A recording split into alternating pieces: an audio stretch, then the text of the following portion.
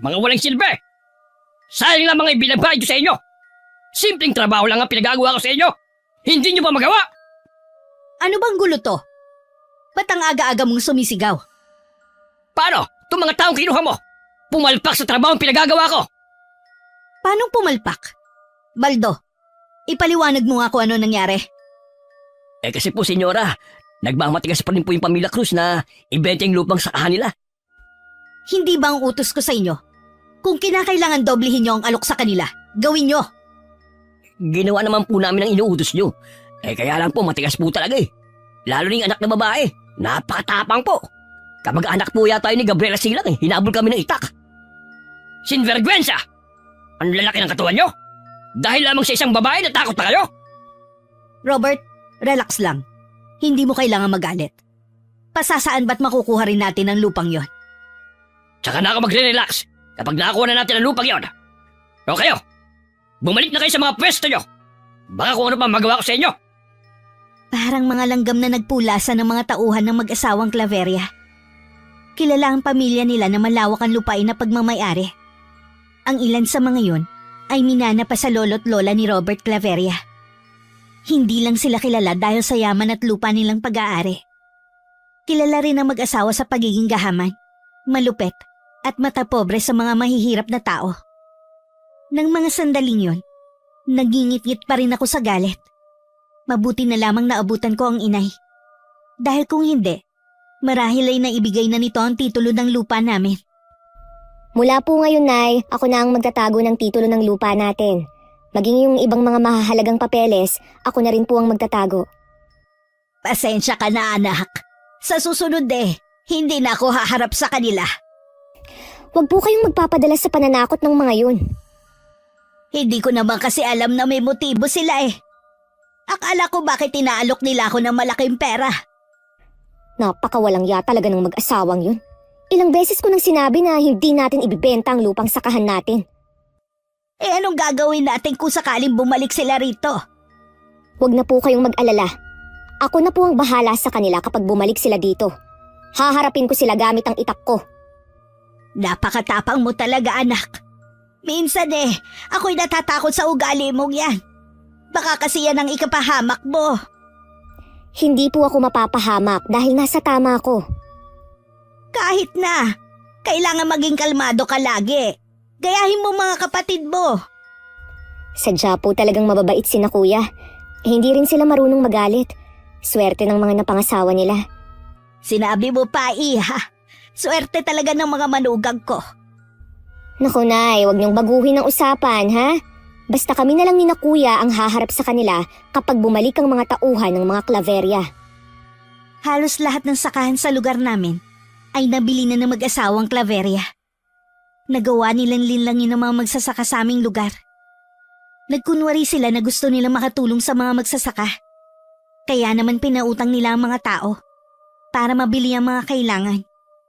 Ngunit oras na hindi makabayad sa tamang panahon, iilitin nila ang mga lupain nila.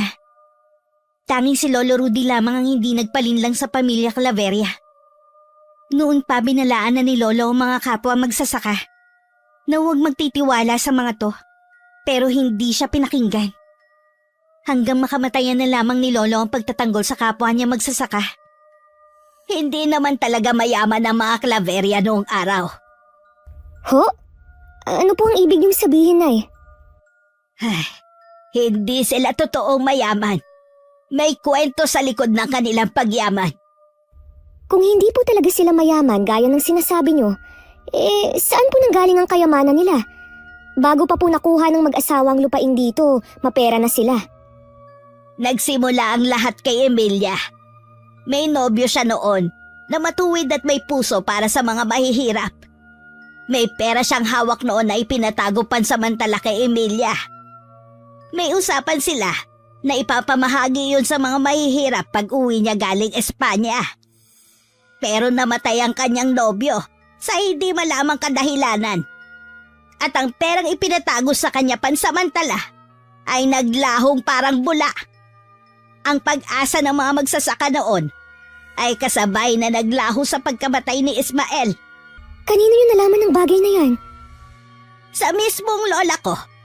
Ang kanyang ina ay naging kasambahay ng mga Claveria noong araw. Siya ang saksi sa pagbabago ng buhay ng pamilya.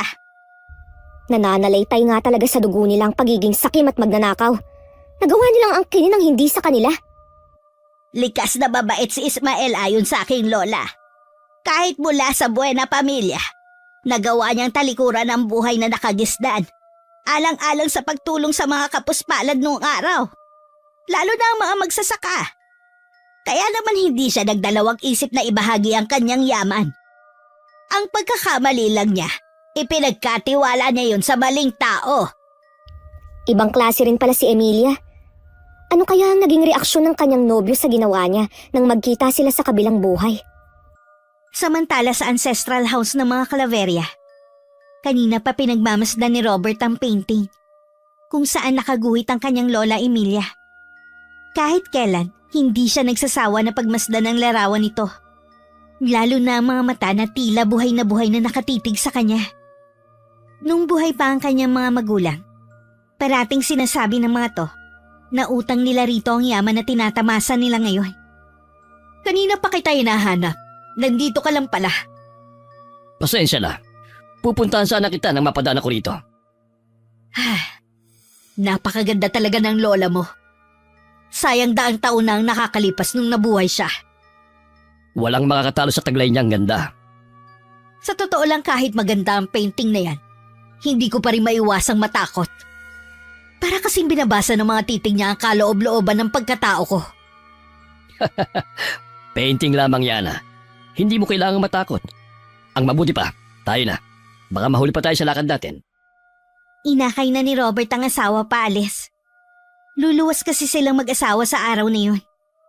Para kausapin ng isang tao na makakatulong sa kanila para sa proyektong naiisip nilang gawin sa lugar nila. Dahil matagal na nakatayo ang bahay na yun, maraming haka-haka ang sinasabi ng mga tao. Ang ibang kwento ay mula pa sa mga nagiging kasambahay sa malaking bahay na yun. Sabi nila, tuwing gabi naglalakad sa buong bahay si Emilia. Madalas din daw makarinig ng ingay sa loob mismo ng dating kwarto nito. Marami pang kwentong kababalaghan tungkol sa bahay na hanggang ngayon ay usap-usapan pa rin. Kasalukuyan nag-uusap ang mag-asawa tungkol sa lupang matagal na nilang gustong makuha. Kung hindi nila ibibigay ang lupa nila sa malumanay na paraan, sa marahas na paraan ko kukunin. Sabi nga ni Baldo masyadong matapang ang anak. Tignan natin kung hanggang saan ang tapang niya.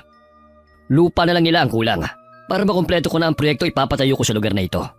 Hindi ako papayag na sila ang sisira sa mga plano ko. Eh kung pumayag ka ba naman sa sinasabi ko noon, sana tapos na ang problema mo. Akala ko kasi noon madali lang utuin ang mga taong yon.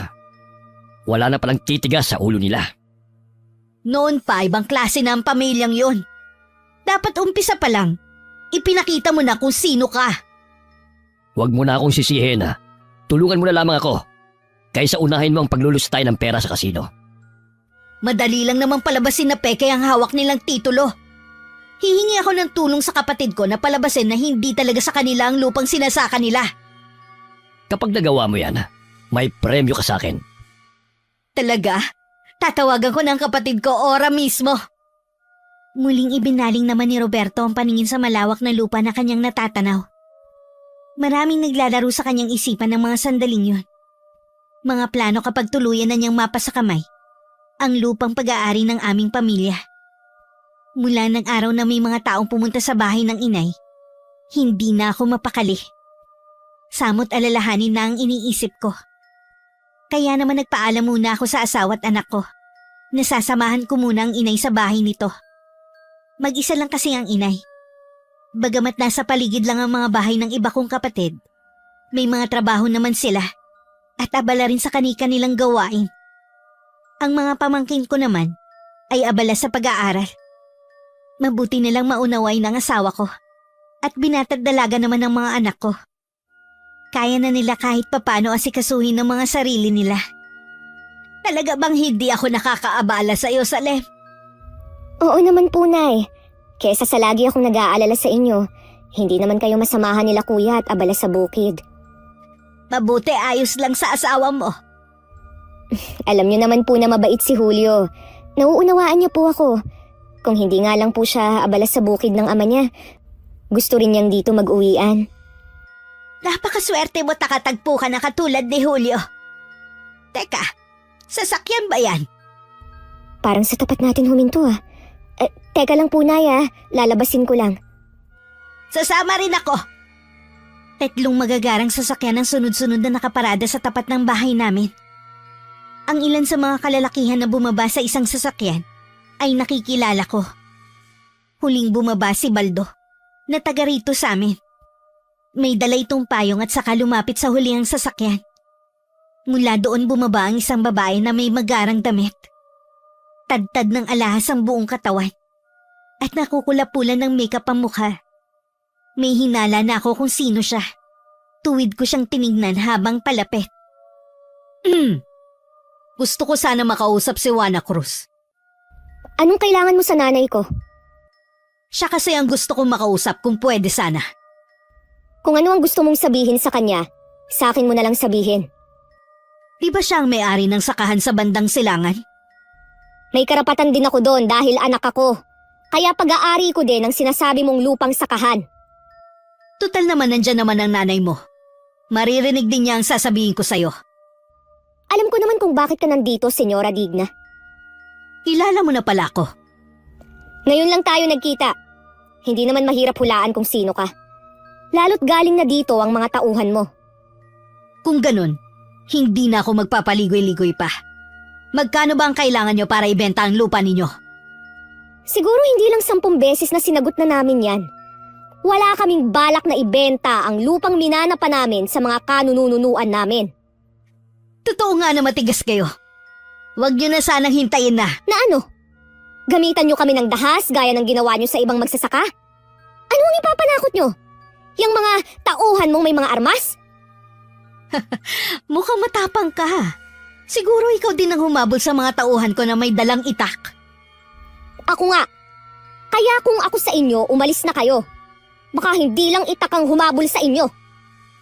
Ang lakas naman ng loob mo na bantaan ako at ipagtabo yan. Hindi mo yata ako kilala. Kilala na nga kita, di ba? Binanggit ko pa nga ang pangalan mo eh. Mabuti pa po, senyora. Umalis na po tayo rito. Huwag kang apurado, Baldo.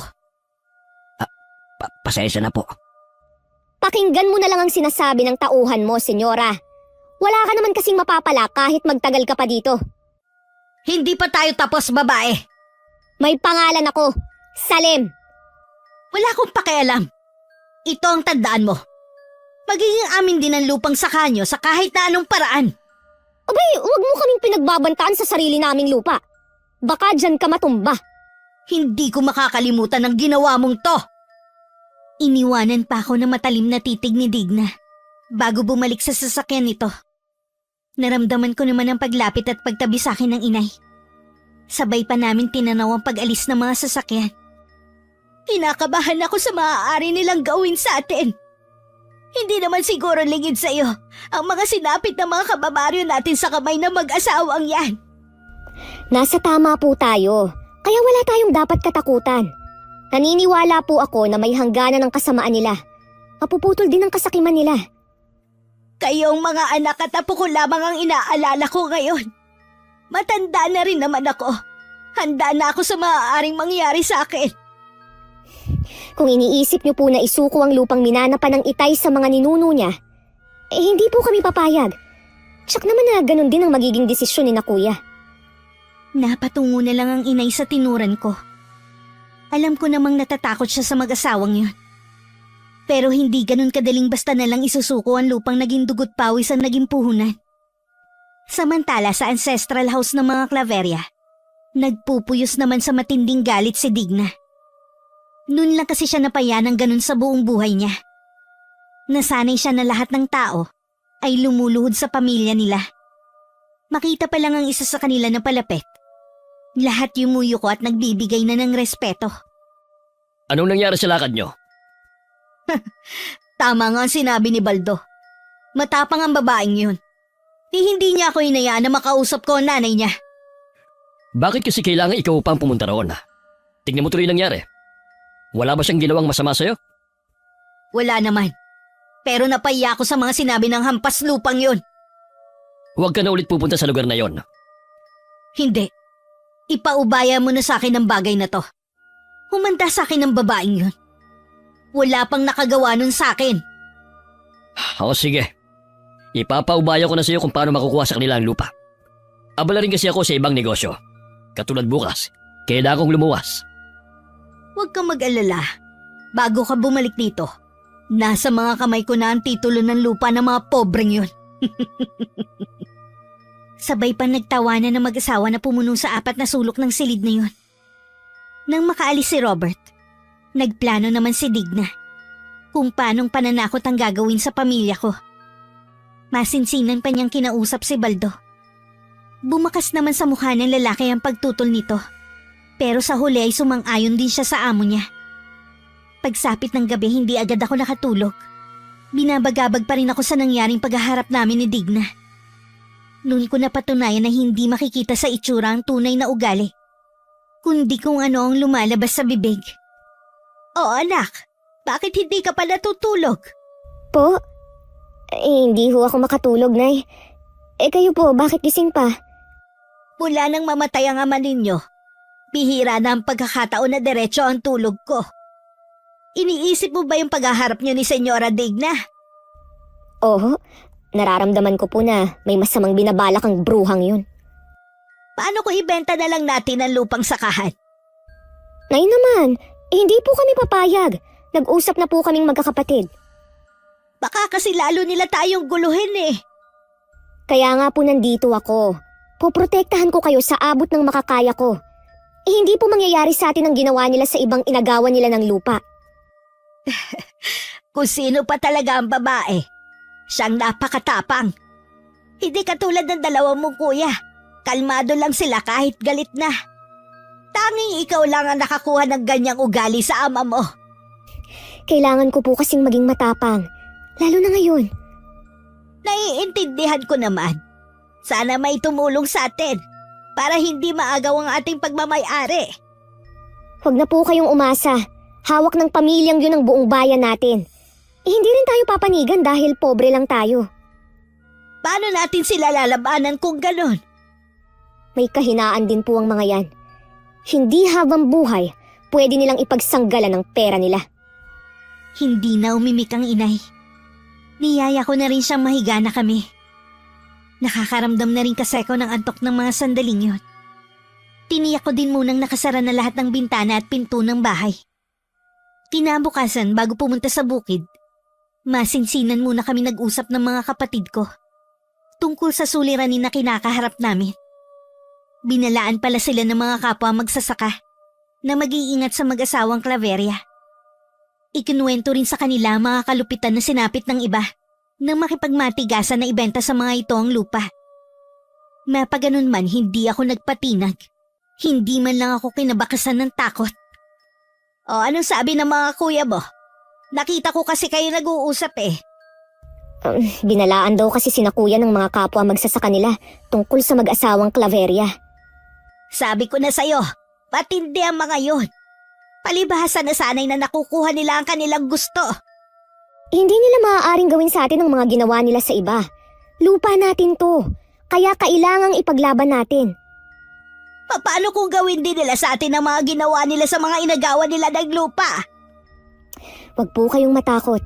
Hindi ko hahayaan na may masaktan ni isa sa pamilya natin. Huwag mo silang maliitin. Naalala mo yung mga katawan na natagpuan dati na wala ng buhay? Bulong-bulungan noon na sila ang nasa likod ng karumal-dumal na krimen na yon. Ano pong gusto niyong gawin? Isuko na lang basta ang lupang minana pa ng Itay sa mga ninuno niya? Kaligtasan naman natin lahat ang inaalala ko. Lahat kami ni na kuya, sumasang-ayon na hindi basta isusuko ang lupang ito. Ipaubaya niyo na lang sa amin ang bagay na ito. Aninag pa rin ang labis na takot sa mukha ni inay. Hindi ko naman siya masisi na makaramdam ng takot. Dahil halos lahat ng mga kakilala namin ay nasaksihan mismo nito kung paano pinahirapan ng pamilya Claveria. Hindi ko lang maamin kay inay ng mga sandaling yun na nakakaramdam din ako ng matinding takot. Mas nangingibabaw nga lang ang kagustuhan kung wag mawala ang lupa namin. Ganon din naman ang dalawa kong kapatid. Nung araw na yon walang pasok ang mga anak ng panganay kong kuya. Binilinan ko sila, nabantayan muna ang kanilang lola Wana. Ang sabi ko lang uuwi ako sa bahay namin sa kabilang baryo. Pero ang totoo niyan, sa dating kinatitirikan ng bahay ng lola namin ako nagtungo. Sa pinakadulo na yun ng sityo. Sa paligid ng lumang bahay, madawag na ang buong paligid. Sa likod ng bahay ako dumiretso. Isang malaking bato ang naging palatandaan namin noon ni Lola. Meron kaming ibinaon doon na alam ko na balang araw ay magagamit ko. Tama nga po kayo, Lola. Hindi dapat ako nagsasalita ng tapos. Dahil baka balang araw, kainin ko rin ang mga sinabi ko. Panalo na kayo, Lola. Hindi ko na matatakasan ang nakatakdang kapalaran ko. Ginabi na ako ng uwi sa bahay ng inay. Pagdating ko naabutan kong umiiyak ang inay. Sa nanginginig na tinig, ipinaliwanag niya ang nangyari. Umakyat naman agad sa ulo ko ang galit nang malaman ko na galing doon ang mga tauhan ni Digna. Tinakot di umano sila at pinagbantaan. Sinaktan pa nito ang dalawa kong kapatid. Mga hayop sila! Pabuti na lamang dumating ang mga kapitbahay natin. Kanya-kanya silang dala ng pamalo. Kaya siguro natakot ang mga yon at umalis. Kumusta po sina kuya? Maayos naman ang lagay nila. May mga tinamulan silang mga pasa sa katawan. Mamaya po pupuntahan ko sila. Bakit hindi na lang natin ibigay sa kanila ang hinihingi nila? Nay naman, ganun yung ba kadali na ibibenta ang lupa natin? Ito na nga lang ang natitirang alaala sa atin ng Itay eh. Nakita mo naman kung ano ang kaya nilang gawin. Hanggang kailan kayo magmamatigas? Kaya sila namimihasa kasi walang kumakalaban sa baluktot nilang gawain. Bahala ka na nga. Bahala kayo ng mga kapatid mo. Alam kong nag-aalala lang ang inay sa aming lahat. Pero iisa ang nasa puso't isipan naming magkakapatid. Na huwag ipagbibili ang lupa namin sa mag-asawang Claveria. 2 araw na wala namang nangyaring panggugulo sa amin. Pero sa pangatlong araw, dumating sina Baldo at 5 kasama nito. Nagkataon na kami lang ng inayan nandun sa bahay. Ano na naman ang ginagawa niyo rito? Hindi kami titigil sa panggugulo sa inyo hanggat hindi kayo pumapayag na ibenta sa amo namin ang lupain nyo. Ang kapal naman ng pagmumukha niyo. Sino ba kayo ha? Mga bayaran lang naman kayo. Alam niyong mali ang ginagawa ng amo niyo pero sinusunod niyo pa rin. Kasasabi mo lang na bayaran kami. Natural, susunod talaga kami. Di ba mga kasama? Oo, tama! Ikaw, Baldo, dati nang inagawan ng pamilya Claveria ng lupain ng pamilya mo. Paano mo naaatim na gawin din sa amin ang ginagawa nila? Huwag mong mabanggit-banggit ang pamilya ko rito. Wala silang kinalaman dito. Hindi ka na ba talaga marunong mahiya, ha? Galing sa marumi ang pinapakain mo sa pamilya mo. Talagang ginagalit mo akong babae ka, ha? Wag! Wag mo sasaktan ang anak ko! Maawa na kayo sa amin! Kung hindi sana kayo nagmamatigas, hindi nyo kailangan masaktan. Nakikiusap ako sa inyo! Lubayan nyo na kami! Hayaan nyo na lang kami mamuhay ng tahimik! Huwag kayong magmakaawa sa kanila, Nay. Mas matigas pa sa bato ang mga puso ng mga yan. Alam mo naman pala eh. Bakit nagtatapang-tapangan ka pa, ha? Kung hindi nyo kami titigilan sa panggugulo, mapipilitan na akong lumapit sa otoridad para sila na lang ang bahala sa inyo. Ano ka mo? Tama bang narinig ko? Hoy babae, nakakalimutan mo na yata kung sino kinakalaban nyo. Kahit kanino ba kayo magsumbong, wala silang magagawa. Hawak ng amo namin ang bahay na ito. Napayakap na lamang sa akin si inay sa takot. Binasag pa ng mga to ang lahat ng pasong may nakatanim na halaman. Maging ang mga sako-sakong palay ay itinapon nila at inapak-apakan sa lupa. Dahil sa nararamdaman kong galit sa nakikita kong ginagawa nila, nagdilim ang paningin ko at sinugod ang mga ito. Isinalya naman ako ni Baldo sa lupa. Hinila niya ang buhok ko at saka pilit na itinayo. Napaigik naman ako sa sakit. Parang matatanggal na ang buhok ko sa anit dahil sa higpit. Bitiwan mo ka, anak ko! Hayop ka! Wala ka bang konsensya? Wala ka bang nanay at kapatid na babae? Wala akong pakialam sa sinasabi mo, tanda! Tumabi ka! Hayop! Huwag mo may tulak-tulak ang inay! Pinilit kong kumawala sa pagkakasabunot sa akin ni Baldo. Agad kong dinaluhan si inay na napaupo sa lupa. Itinayo ko siya at saka niyakap. Naniningkit naman ang mga mata ko sa pagkakatitig ko kay Baldo at sa mga kasama nito na pumasok sa loob ng bahay. Dinig na dinig namin ang mga nababasag na kagamitan sa loob ng bahay namin. Isa ka rin sa pagbabayarin ko! Imbis na pagbantaan mo ko, umpisahan nyo na maghanap na makitirhan. Hoy, bibigyan lang namin kayo ng 1 linggong palugit. Oras na hindi pa kayo pumayag na ibenta ang lupa ninyo. Pagsisisihan nyo ang araw na nakapagmatigasan kayo. Hilam na sa luha ang mga mata ko. Pero hindi pa rin ako umaalis sa kinatatayuan ko. Para na akong ipinako doon habang pinagmamasdan ng kalat sa paligid. Ang inay naman, parang nauupos na kandila na napaupo na lang sa lupa. Naabutan pa ng mga kapatid ko ang nagkalat na palay sa lupa. Pinasok din nila ang bahay ng inay. Nakita nilang walang natirang matinong gamit doon.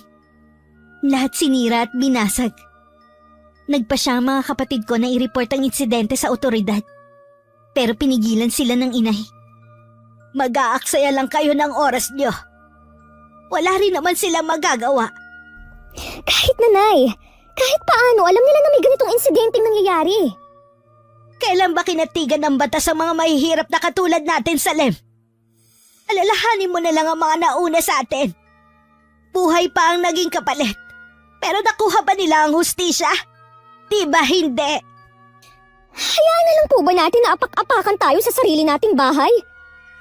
Walang masama kung iiwas na lang tayo. Lupa lang to. Mas mahalaga ang mga buhay natin. Ang lupang ito, Nay, katumbas na rin ang buhay natin. Kapag ibinigay natin to sa kanila, para na rin nila tayong inalisan ng hininga. Napailing-iling na lamang ang inay, habang patuloy sa pagtulo ang mga luha sa kanyang mga mata. Pumanig naman ang mga kapatid ko sa akin. Pare-pareho kaming nanindigan na hindi ibebenta ang lupa namin. Nang sumunod na araw, muling nanggulo ang tauhan ni Digna. Pero sa pagkakataong yun, handa na kami. Sa labas pa lang ng bakuran, hinarap na namin sila habang nakaumang ang itak namin. Umalis na kayo kung ayaw niyong gumulong ang mga ulo niyo sa lupa! Matapang ka talaga. Pero sinisiguro ko sa'yo na hindi mo kami mapipigilan. Babalik at babalik pa rin kami. Alam ko naman yon dahil binabayaran kayo ng mga amo niyong masahol pa sa hayop! Talagang... Sige, subukan mong humakbang, kundi pugot ang ulo mo! Saka ko lang ibinaba ang hawak kong itak nang makitang papalayo na ang mga to. Saka ko lang din pinakawalan ng pinipigil kong paghinga. Apektado na rin ang trabaho sa bukid ng mga kapatid ko. Isang umaga, nadatna na lang nila ang mga pananim namin na sira at may mga dagapang namimiesta sa mga tanim. Malaking dagok yun sa buong pamilya namin.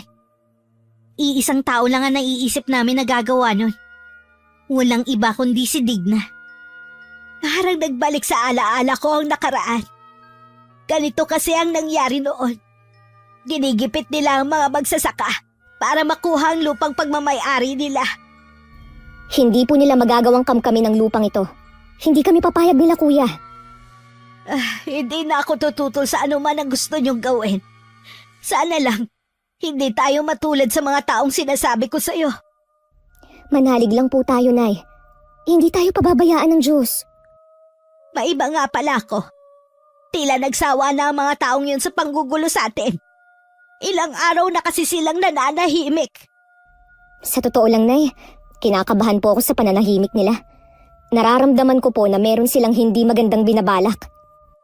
Napaantanda pa ang inay dahil sa aking tinuran. Hindi makakaila sa kanya na kinakabahan din siya. Nag-usap kami ng mga kapatid ko.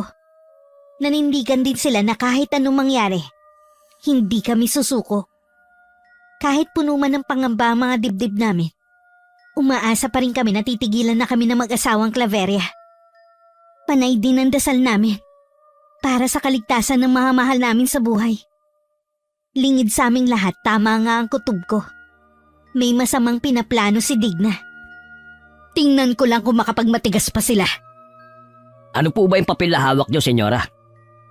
Ito ang orihinal na titulo ng lupa ng mga Cruz. Ito ang magpapatunay na hindi sila ang totoong may-ari ng lupa na ilang taon na nilang sinasaka. Kung ganun po madali na natin sila mapapalis. Tama ka, Baldo. Ang mabuti pa ihanda mo ang sasakyan. Gusto kong ako mismo ang magpapalaya sa kanila sa lupa ko. Kasalukuyang nasa balkonahe ang inay habang nasa loob ako ng bahay. Malakas ang boses niya nang tawagin ako. Tila meron sa tinig nito na kakaiba kaya naman napalabas ako ng kusina. Sinundan ko ang tinitingnan ng inay. Bigla naman umahon ng galit sa akin nang makita ko ang paparating na sasakyan. Lumabas ako ng bahay. Inutusan ko rin ang pamangkin ko na tawagin ng mga kapatid ko. Tumaas baba ang dibdib ko sa matinding emosyon ng mga oras na yun. Pinipigilan ko rin ang panginginig ng kamay ko dahil sa galit. Nang bumaba si Digna habang nakasunod si Baldo na hawak ang payo, hindi ko maiwasang lihim na mapaismid. Hindi mo ba kami titigilan? Ano bang meron sa lupa namin para kamkamin mo? Relax lang! Hindi naman ako pumunta dito para makipag-away sa pobreng katulad mo. Pobre pala eh! Eh anong ginagawa mo sa lugar ng mga pobre? Nakikita mo ba tong hawak kong papel? Ito lang naman ang magpapatunay na hindi kayo ang tunay na nagmamay-ari ng lupang sinasaka nyo. Ano? Ganyan ka na ba kadesperada para makuha ang lupa namin? Sa tingin mo, ganun kami katanga? Makinig ka sa akin. 10 ng miyembro ng pamilya mo. Wala kayong karapatan sa lupang tinatapakan nyo. Hindi nga kayo nagbabayad ng amilyar. Tapos inangkin nyo pa ang lupang hindi naman sa inyo. Hindi ako naniniwala sa hawak mong papel. Meron din kami dito na nagpapatunay na kami ang tunay na may-ari ng lupa namin. Bakit hindi mo muna basahin ang dala kong mga papeles para maliwanagan ka? Hindi na kailangan. Natitiyak ko naman na puro kasinungalingan lang ang nakasaad sa papel na dala mo. Ikaw ang bahala. Pero binibigyan ko lang kayo hanggang sa 1 linggo para lisanin ang lupang nabili ko sa tunay na may-ari.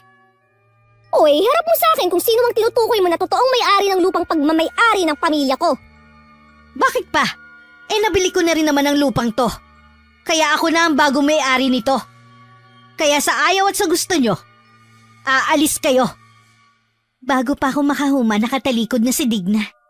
Naiwan naman kami nakaamang at pare-parehong nagtatanong ang mga mata sa isa't isa. Samantalang si Digna, hindi na maalis-alis ang ngiti sa labi. Alam kasi niyang naisahan niya kami. Pagdating niya sa kanila, naroon na si Robert. Tama bang naiisip ko na galing ka sa mga Cruz? Oo, binigyan ko lang sila ng ultimatum. Kapag hindi sila umalis sa lupa natin, mapipilitan akong gumamit ng dahas para lang mapaalis sila doon. Kung ganon nagtagumpay ka sa naging plano mo? Oo naman, sabi ko naman sa'yo, ako na ang bahala eh. Magaling Hana. Sa wakas mapapasa atin na ang lupa ng mga Cruz.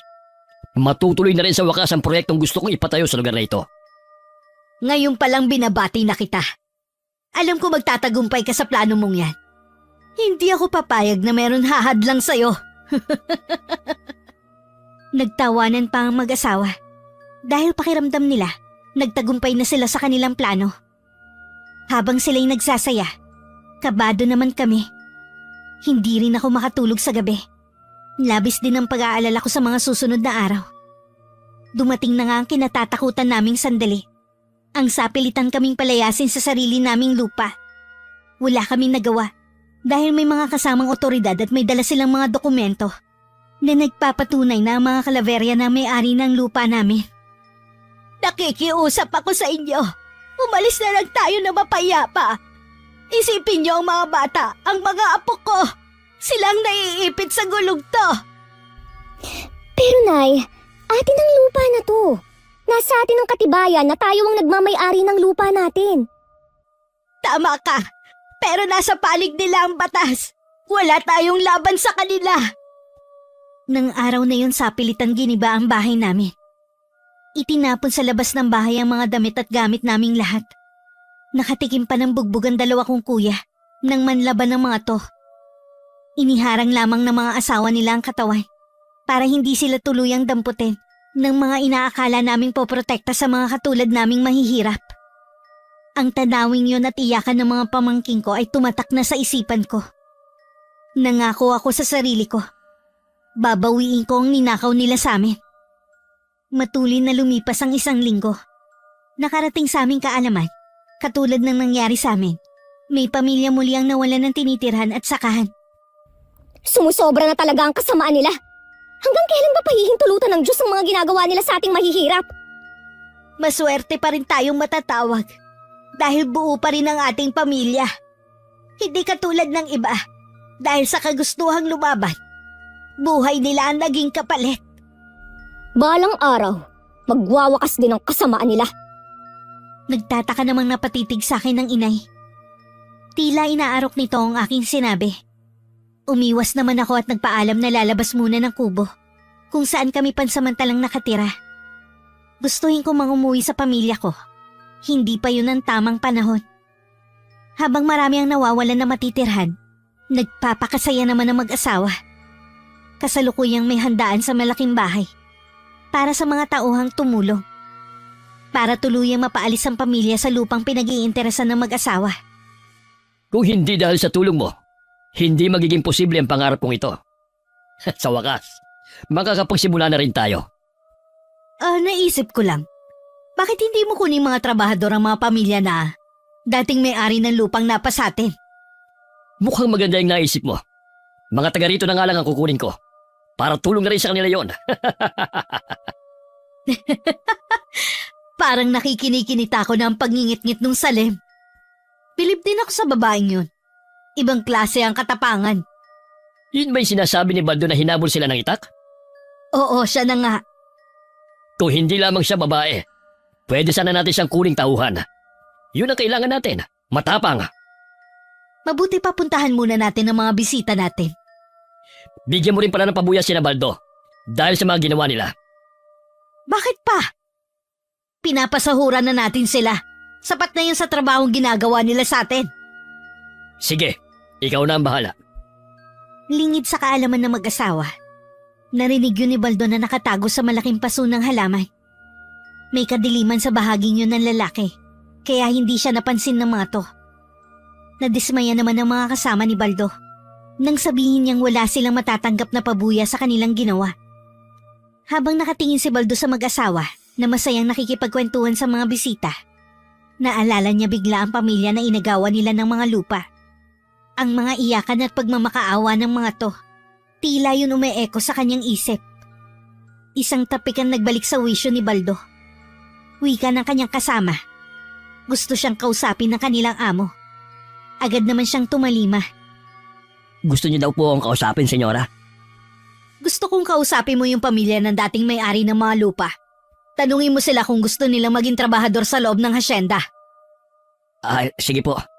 Bukas na bukas din po, pupuntahan namin sila. Yun lang naman. Sige na, bumalik ka na doon. Senyora? May sasabihin ka pa ba?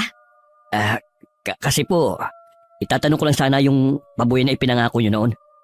Di po ba sinabi nyo na oras na mapalis namin ang pamilya Cruz dadagdagan nyo kami ng bayad? Bakit? Ano bang ginawa nyo? Pananakot lang naman ang ginawa nyo Hindi nga umubra sa kanila. Ako ang nakapagpaalis sa pamilyang yon, hindi kayo. Pero senyora... Ano? Makikipagtalo ka pa sa akin? Hindi naman po. Bumalik ka na sa pwesto mo. Sabihin mo rin sa mga kasama mo na pagbutihin ang pagbabantay sa paligid. Tumangulang si Baldo at saka bahagyang yumuko bilang pagbibigay galang. Sinundan naman siya ni Digna ng tingin at saka naiiling na binalikan ng asawa sa kumpulan ng mga bisita. Kinabukasan, agad na nagtungo si Baldo at mga kasama sa bagong tinitirhan namin. Agad na nag-init ang dugo ko nang makita sila. Talaga bang hindi nyo kami titigilan, ha? Nakuha nyo na ang gusto ng mga amo nyo. Ano pa ba ang kailangan nyo sa amin?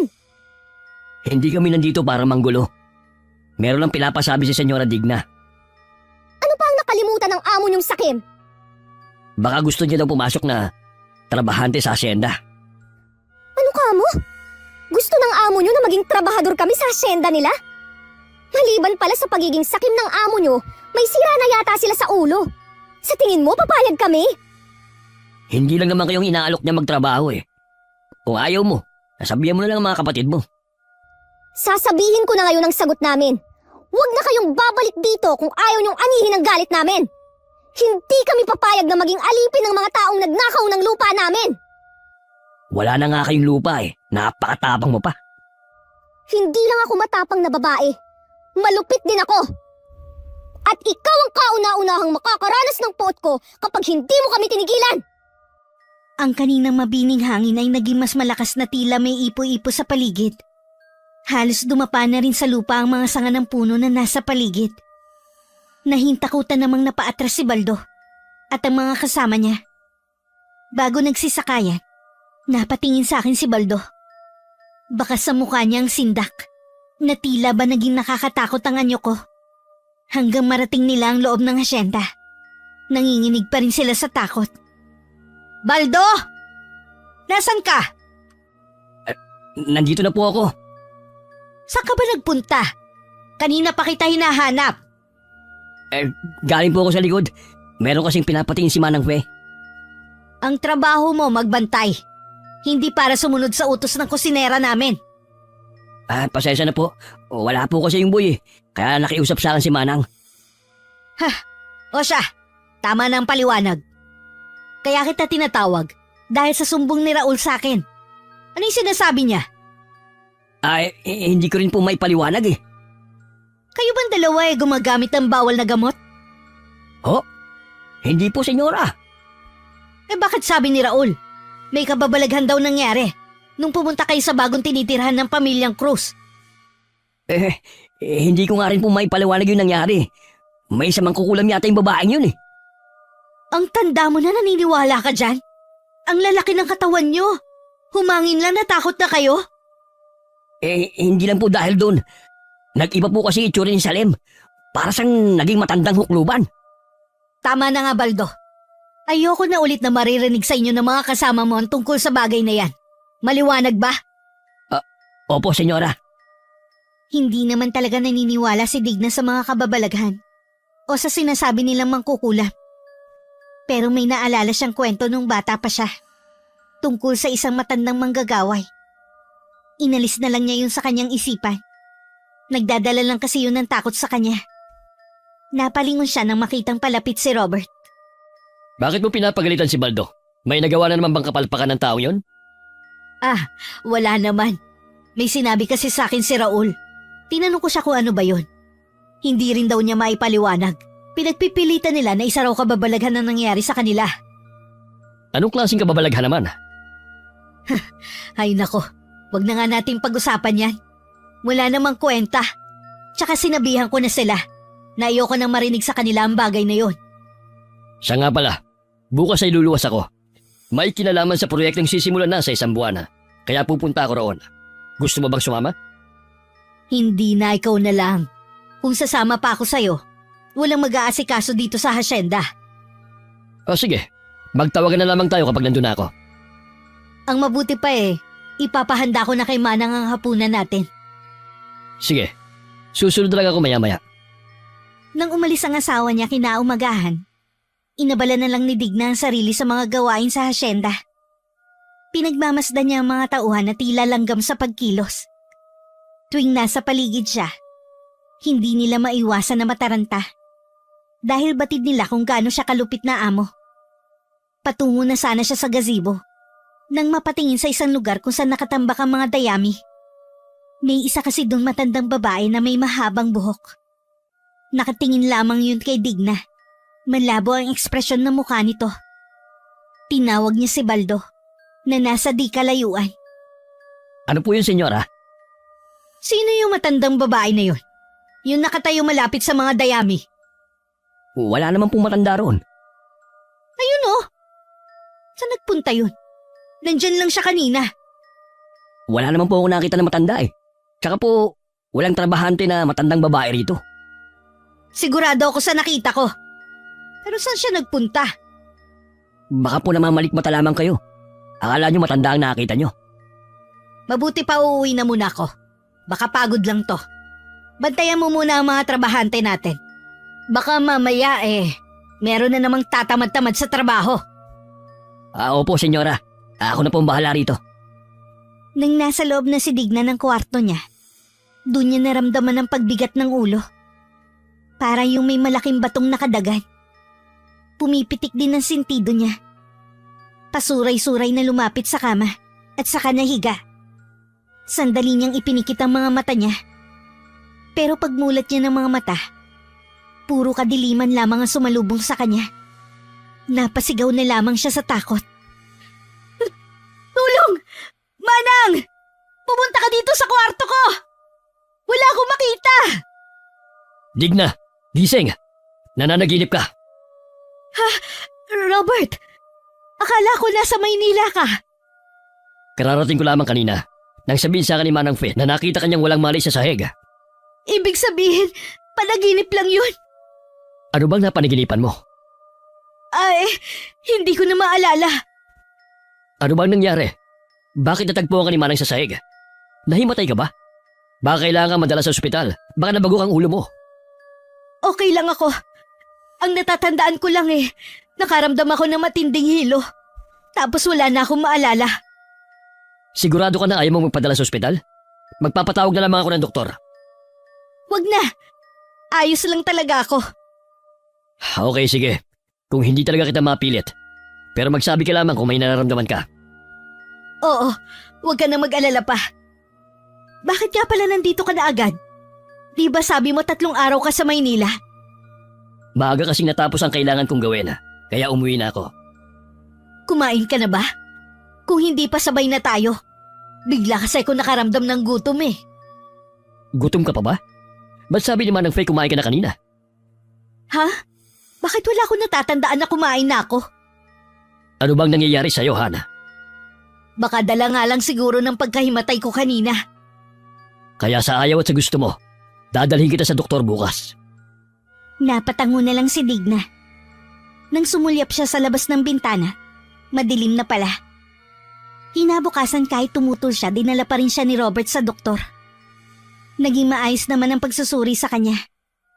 Lingid sa kanilang mag-asawa, nagsisimula na ang paghihiganti ko.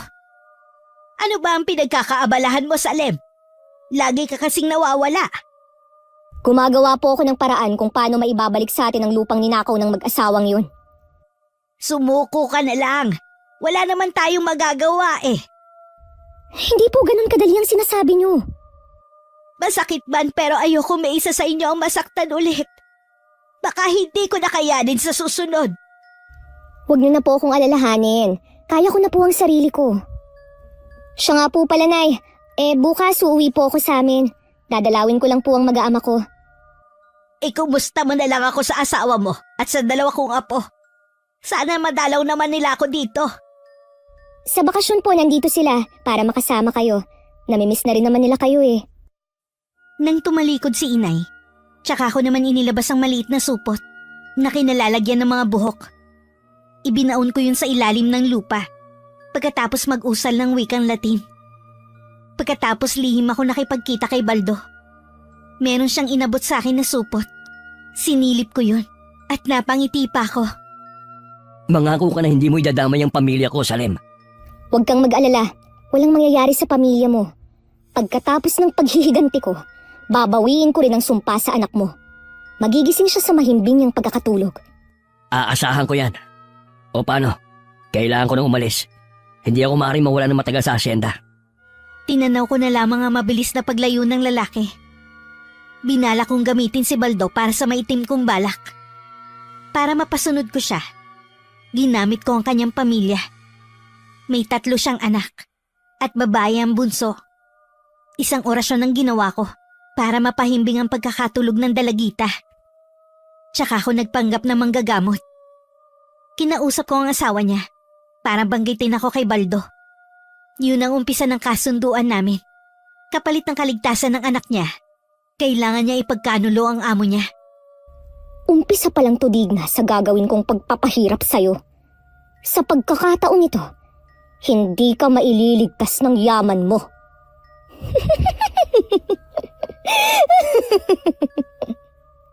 Hindi mapakali si Digna habang palakad-lakad siya sa kanyang silid. Katatapos lang niyang kumain, pero nakakaramdam na naman siya ng gutom. Hindi mapatid-patid ang kanyang nararamdaman.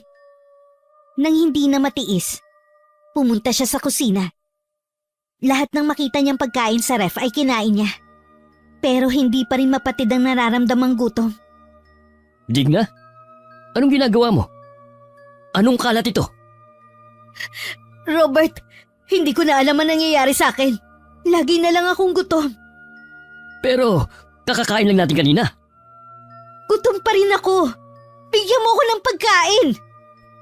O sige, huwag ka na magalit. Magpapaluto na ako kay Manang Fe. Kitang-kitang nalilito si Robert sa nangyayari sa asawa. Ilang araw na kasi niyang napapansin ang pagbabago sa ugali nito. Laging naghahanap ng pagkain. Napupuna nga rin niya na tumataba na ito. Samantalang dati ayaw na ayaw nitong tumaba. Kaya hindi sila nagkaanak. Dahil ayaw ni Digna na masira ang katawan oras na mabuntis. Sa hapagkainan parang patay gutom na walang tigil sa mabilis na pagsubo si Digna. Naiiling naman na nanonood na lang sa kanya si Robert. Nang akmang kukuha siya ng kapirasong ulam, nagulat siya nang bigla siyang pigilan ni Digna. Gutom pa ako. Akin yan. Sige, sa'yo na ang lahat ng pagkain na nakahain. Magkakape na lamang ako. Pasensya ka na, Han. Hindi ko lang talaga mapigilan ang pagkain ko. Palagay ko'y kailangan nating lumuwas para mapatignan ka. Wala naman akong sakit eh. Hindi ba sakit ang nangyayari sa katawan mo? Hindi ka naman ganyan eh. Pakiramdam ko kasi may mga gumagalaw sa loob ng tiyan ko. Sa tingin ko sila ang dahilan kung bakit ako nakakaramdam ng gutom. Malalaman natin kung ano bang nangyayari sa'yo kapag natignan ka na ng magaling na doktor sa Maynila. Ipahanda ko ng mga gamit mo para makaluwas na tayo mamaya.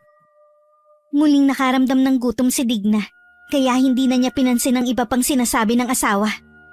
Naiiling na lang si Robert na tumayo mula sa pagkakaupo sa harap ng hapagkainan. Lumabas siya para makasagap ng hangin at makapag-isip-isip na rin. Tinawag naman niya si Baldo nang mamataan niya ito. May kailangan po ba kayo? Nitong mga nakaraang araw, saan ba kayo nagpupunta ng asawa ko? Madalas sa asyenda lang po at sa palayan. Bakit niyo po naitanong? May kakaiba kasi ikinikilos si Digna eh. Hindi ko alam kung ano ang nangyayari sa kanya. Ang napansin ko lang po kay Senyora tuwing lumalabas kami, lagi niyang binabagit ang tungkol sa isang matandang babae. Lagi daw yung nakatingin sa kanya, kahit saan siya magpunta. Sinong matandang babae? Hindi nga po namin alam eh. Hindi naman po kasi namin nakikita ang sinasabi niyang matandang babae. Sinabihan nga po namin na baka guni-guni lamang niya. Pero nagalit po siya sa amin eh. Luluwas nga pala kami ng asawa ko. Maiwan kayo rito at mag-igihan niyo ang pagbabantay. Sige na. Wala na ako itatanong pa. Sige po. Binilinan ko na po ang mga kasama ko. Nang makaalis ang mag-asawa, tsaka naman pumuslit si Baldo. Alam naman kasi ng mga kasama na may sakit ang bunso niyang anak. Kaya sa pagkakaalam ng mga to, uuwi siya sa kanila. Lingid sa kanila, sa akin siya makikipagkita. Binanggit ba ng amo mo kung kailan sila babalik? Hindi sinabi. Pero palagay ko, magtatagal sila ron. Lumalala na kasi ang kondisyon ni Senyora Digna. Malala na yun sa'yo. Hindi pa yun ang pinakamatinding mararanasan niya.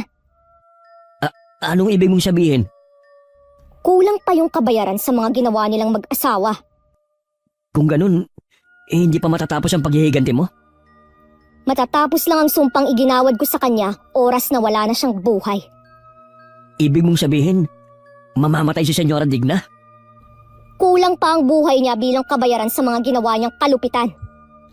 Titiyakin ko na maghihirap muna siya ng husto.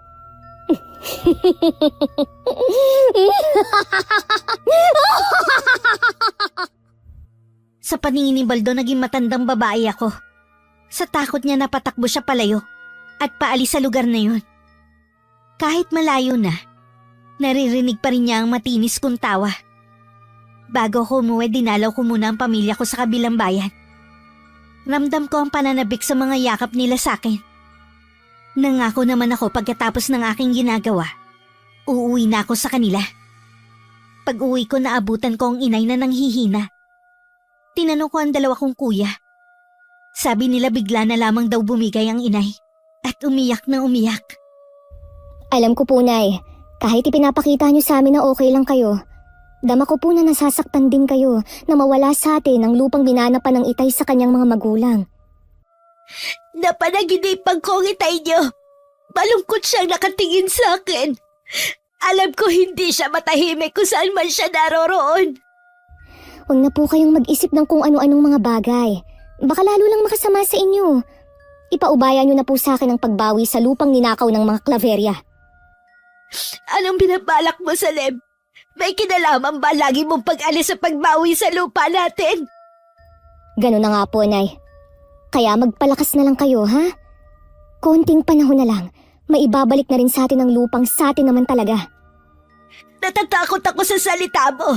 Para bang nakatitiyak ka na mababawi natin ang lupa natin. Magtapat ka.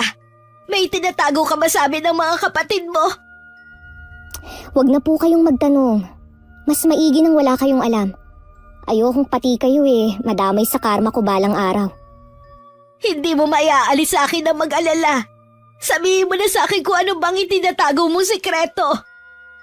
Naging tikom naman ang bibig ko sa pag-usisa ng inay. Kalaunan hindi na rin niya ako pinilit magsalita. Nang mga sumunod na araw, naging masigla na ulit ang inay. Ako naman madalas bumalik sa dating bahay ng lola. Doon ako nagsasagawa ng karunungang itim para walang makaalam sa ginagawa ko. Habang tumatagal, tumitindi ang pagnanais kong makapaghigante. Oras na tumapak muli ang mga paa mo sa lupang kinamkam niyong mag-asawa. Mag-uumpisa muli ang paghihirap mo.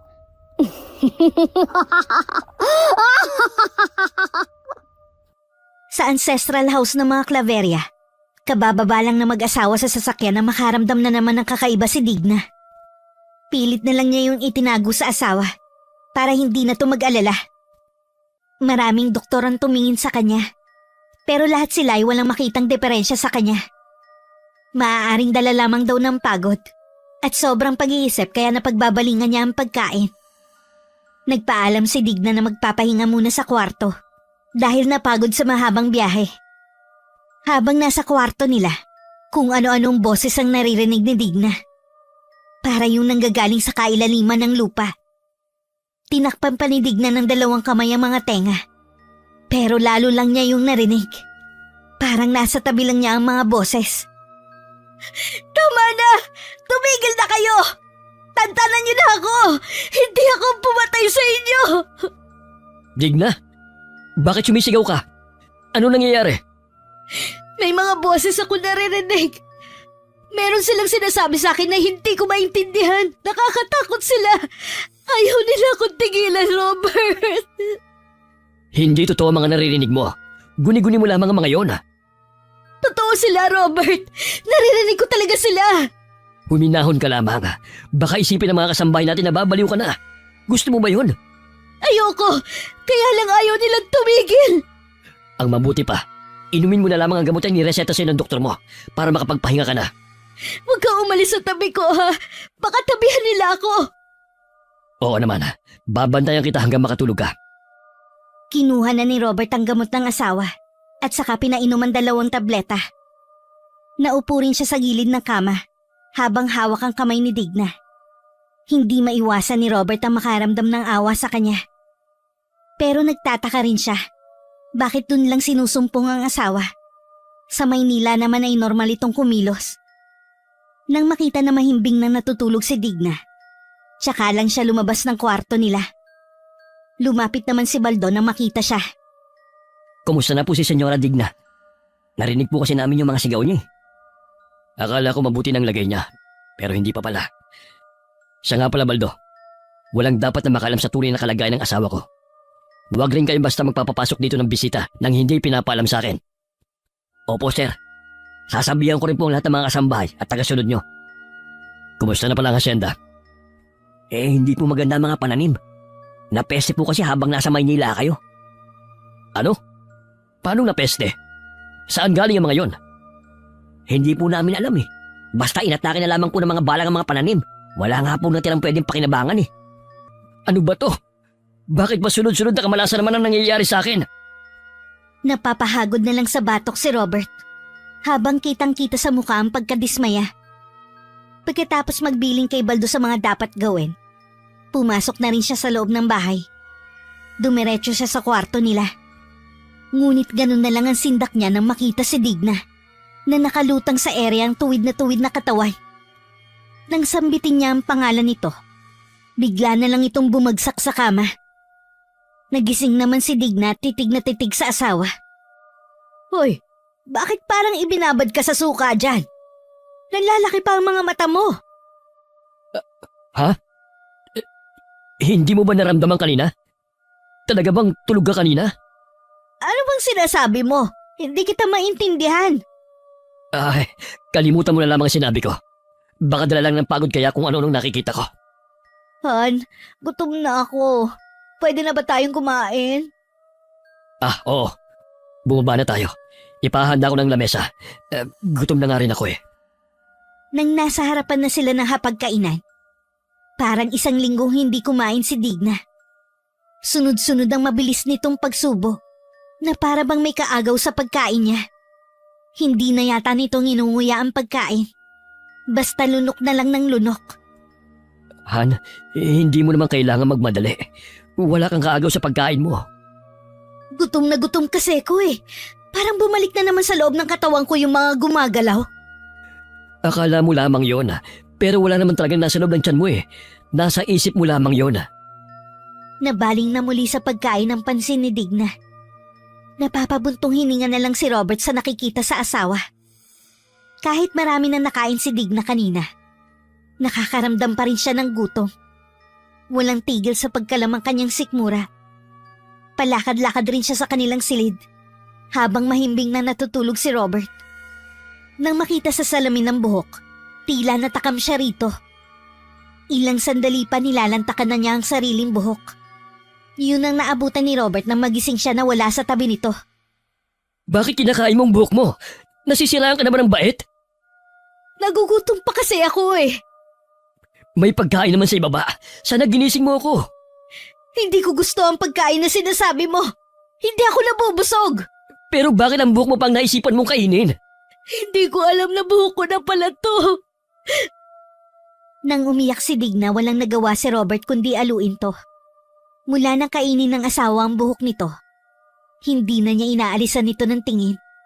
Dinoble rin niya ang pinapasahod sa mga kasambahay at ibang tauhan para tumahimik sila sa nakikita nilang pagbabago sa asawa niya. Hindi lang buhok ang kinakain ni Digna, maging ang mga kuko nito. Minsan nahuli pa ni Robert na kinakain nito ang sariling laman. Wala siyang nagawa kundi itali ito sa kama. Tuwing matino naman si Digna, tsaka lang pinapakawalan ni Robert. Minsan akala niya matino ito kaya naisipan niyang pakawalan. Ngunit ilang minuto pa lang ang nakakalipas, narinig na niya ang malakas na tili ng isa nilang kasambahay. Tumitili ito habang tinuturo si Digna na kumakain ng lupa. Nahagip pa ng paningin ni Robert ang bulate na nasa bibig nito. Mula noon hindi na niya muna pinakawalan si Digna, hanggat hindi bumubuti ang kalagayan nito. Pakawalan mo ako dito, Robert! Maawa ka! Hindi ako hayop para itali mo! Hanggat hindi ka nagtitino, hindi kita pakakawalan. Nakakahiya kapag may nakalam sa ginagawa mo. Maniwala ka, Robert. Hindi ko gusto ang nangyayari sa akin. Parang meron lang bumubulong sa akin na gawin yun. Tama na! Sawang-sawa na ako sa sinasabi mo may boss kang naririnig. Hirap na ako. Pakawalan mo na ako dito. Patawarin mo ako. Para din sa'yo yan. Robert! Wag mo akong iwan dito! Pakawalan mo ako! Nang maisara ang pinto, tsaka lang hinayaan ni Robert na mamalisbis ang mga luha sa mga mata niya. Awang-awa na kasi siya sa kalagayan ng asawa. Isang pasyang nabuo sa kanya. Bukas na bukas din ay luluwas na sila. Nakarating naman ang plano ni Robert sa akin. Gumawa ako ng paraan para hindi matuloy ang plano nilang pag-alis. Mukha pong hindi kayo makakaalis. Delikado pong bumiyahe kapag ganyang masama ang panahon. May dadaanan pa naman po kayong parang bitukang manok. Nakapagtataka naman. Kanina lamang ay maganda ang panahon. Hindi na nga po maintindihan ang panahon ngayon eh. Minsan ibabalita magiging maulan, pero maghapon namang mainit. Wala naman yatang sinabi sa balita na may bagyo. Sana naman bukas maganda na ang panahon. Sana nga po sir, uminit na bukas para makabiyahe na kayo. Inabot pa ng 3 araw ang malakas na ulan. Kaya hindi natuloy ang pag-alis ng mag-asawa. Kahit nung maganda na ang panahon, hindi rin agad sila nakaalis dahil sa mga problema na kailangang harapin sa hasyenda. May mga magsasaka kasing nagwewelga sa loob ng lupang pag-aari nila. Hindi pamilyar kay Robert ang mga to. Nanlilimahid din ng mga itsura nila at namumutla. Hindi rin kaaya-aya ang kanilang amoy. Sino mga yan, Baldo? Hindi ko rin po sila kilala eh. Ibig mong sabihin, hindi ko sila trabahador? Paano sila nakapasok rito? Hindi ko rin po alam eh. Puro ka hindi mo alam. Parang hindi kita tauhan. Tawagin mo mga kasama mo at palisin mo ang mga yan. Opo sir. Tatawagin ko na si Raul. Halos masuka-suka na si Robert sa naaamoy niya sa mga to. Hindi rin niya maiwasan na magtaka kung bakit pare-parehong ekspresyon ng mga mukha nila. Nang dumating ang mga tauhan, itinaboy nila ang mga magsasaka palayo sa hasyenda. Pagbalik ni Baldo, nanginginig siya sa takot, maging ang mga kasama niya. Ano nangyari? Naitaboy niyo na sila? Sir, hindi po. Ibig kong sabihin, wala lang sila. Nang makarating po sila sa tubuhan, bigla na lang po sila naglaho. Pinagloloko mo ba ako, Baldo? Hindi po, sir. Nagsasabi po ako ng totoo. Kahit po tanongin niyo pa si Raul. Sige, tawagin mo sila. Matapos marinig ang iisang pahayag ng mga tauhan, hindi na nawala ang pagkunot ng noo ni Robert sa kanila. Magkaganon man, hindi niya maiwasan ang mangilabot. Hindi rin niya alam kung maniniwala ba sa kababalaghang nangyari. Hindi naman lingid sa kanya na may mga magsasaka dati ang nagbuwis ng buhay para lang ipaglaban ang karapatan nila sa kanilang lupa. Sumagi agad sa isip ni Robert na baka sila ang mga magsasakang yun. Kasalukuyang kami nag-uusap ni Baldo. Nagpaalam siya kay Robert na uuwi muna para kumustahin ang anak na may sakit. Ibig mong sabihin, ikaw din ang may gawa nun? Gusto kong habulin si Robert ng multo ng nakaraan.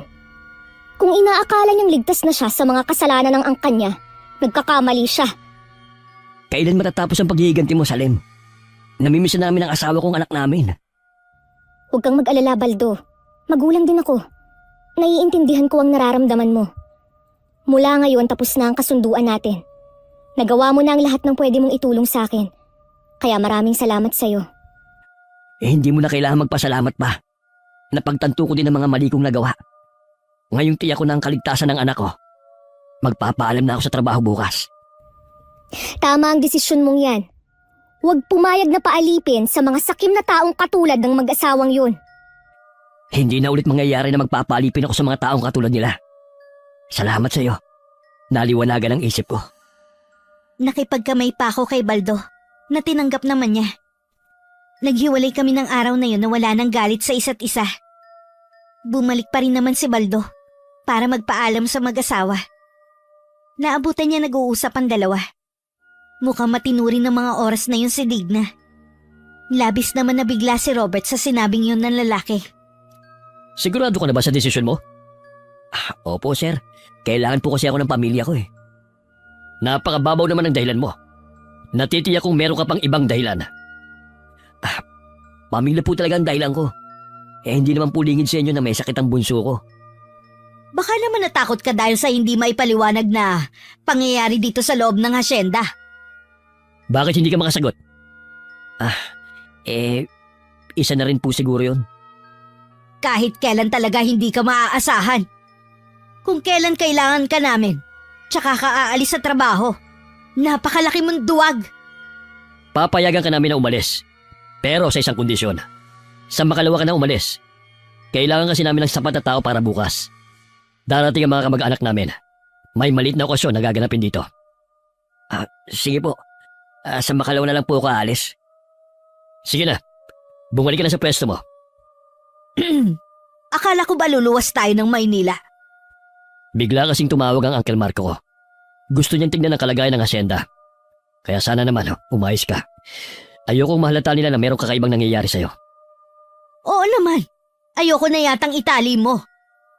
Pagkatapos ng pagbisita nila, doon muna tayo titira sa Maynila.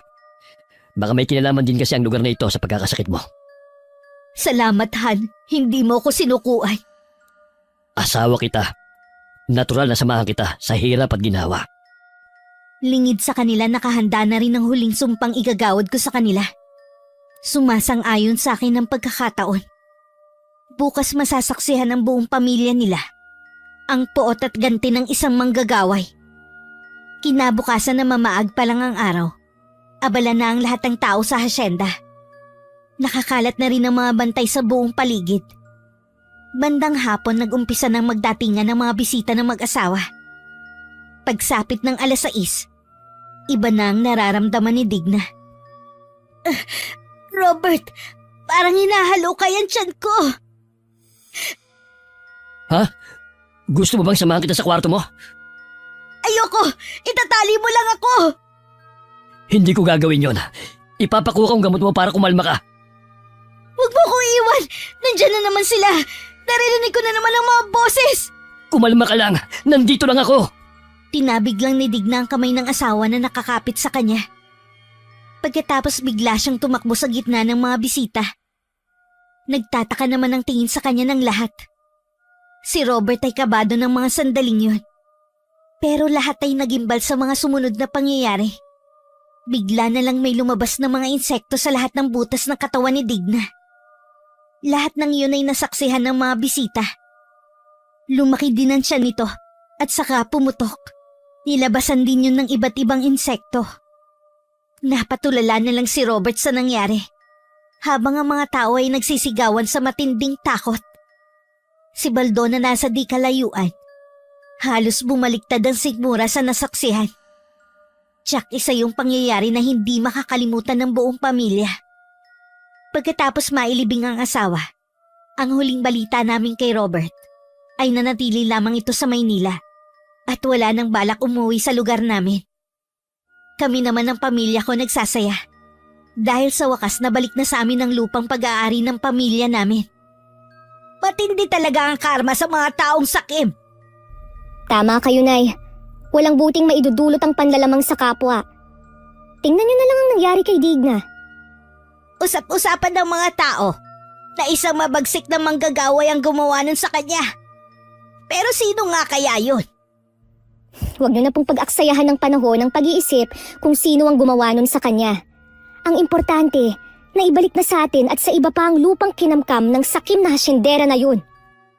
Tanging ako lamang ang nakakaalam ng madilim na sikreto na yun ng aking lola. Lingid kay inay at sa dalawa ko pang kapatid. Sa akin ipinamana ng lola na nanay ni Itay ang kanyang karunungang itim. Nung una hindi ko tinanggap dahil naniniwala ako na galing yun sa dyablo. Ayokong maging masama, pero dahil sa nangyari sa pamilya namin, napilitan akong hukayin muli ang kaalaman na nagsalba sa aming lahat. Magkaganon man pipiliting kong magbalik loob upang hindi ko na maisipang gamitin ang aking karunungang itim. Wakas,